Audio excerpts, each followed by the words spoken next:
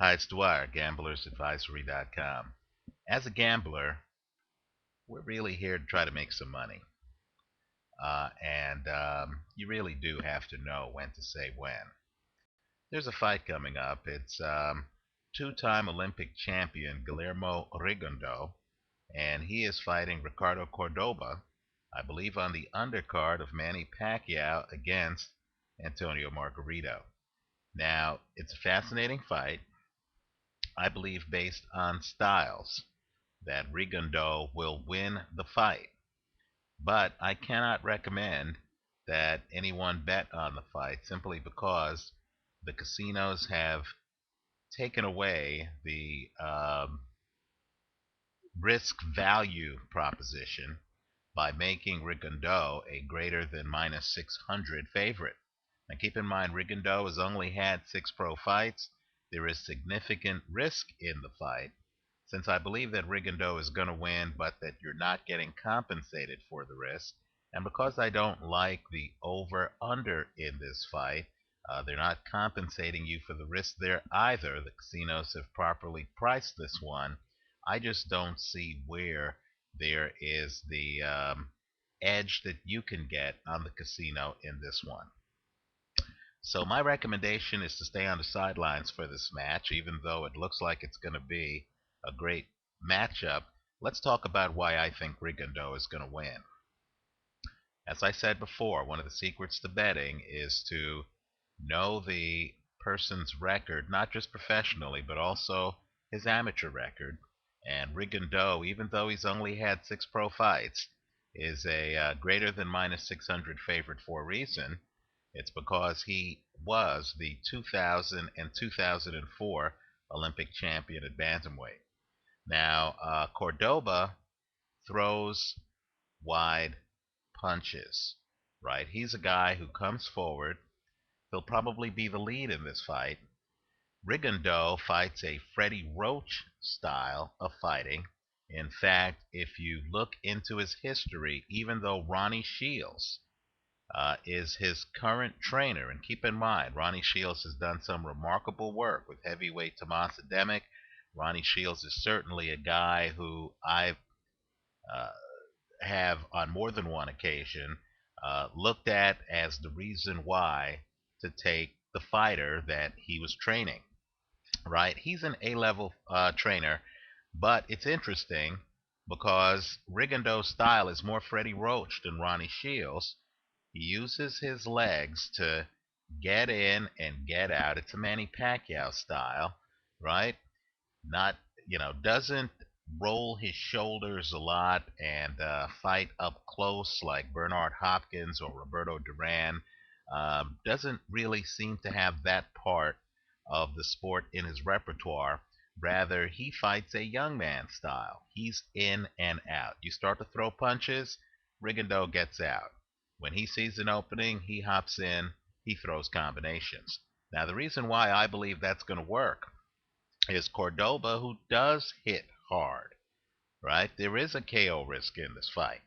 But Cordoba is a guy who, quite frankly, in my opinion, throws punches that are too wide and gets hit by counters, right? So he actually has been down multiple times in fights.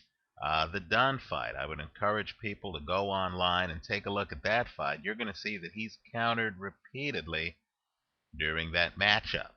In a sense, this fight is Antonio Margarito, a guy who throws wide punches, right?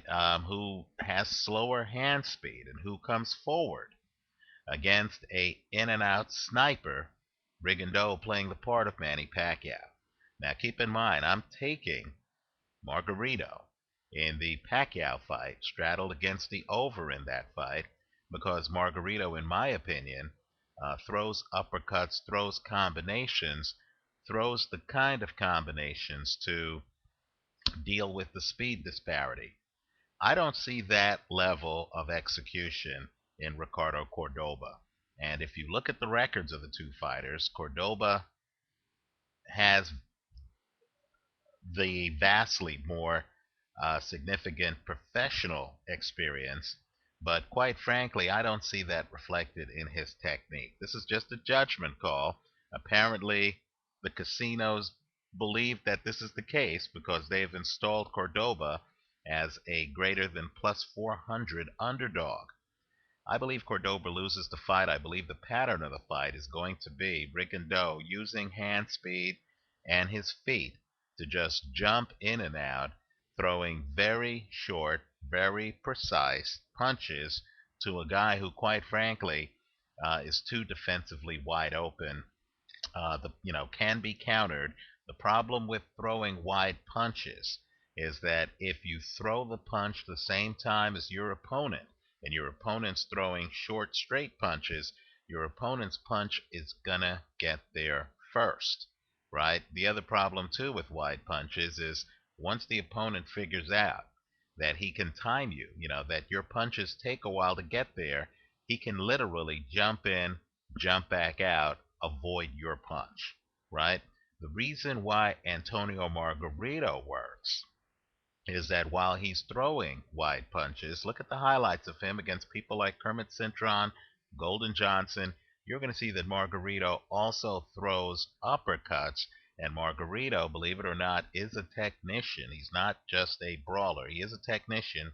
He rolls his shoulders and forces the other guy to engage with him by allowing the other guy to land his offhand, right? I don't see that in Cordoba. I believe he's just a guy with a big punch who comes in, throws wide punches, wants to exchange with you against inferior competition. His punching power will rule the day. He has a better than 50% knockout ratio.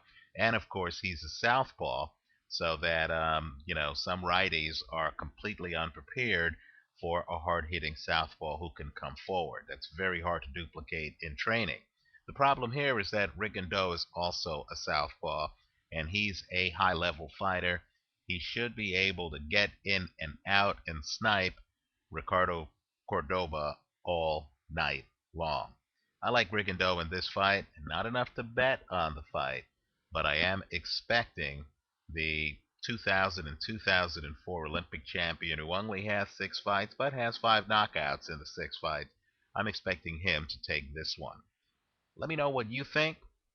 Leave your comments for me here on YouTube. Visit us at gamblersadvisory.com. And, of course, leave your comments for us on gamblersadvisory.com on Facebook. Thanks for watching.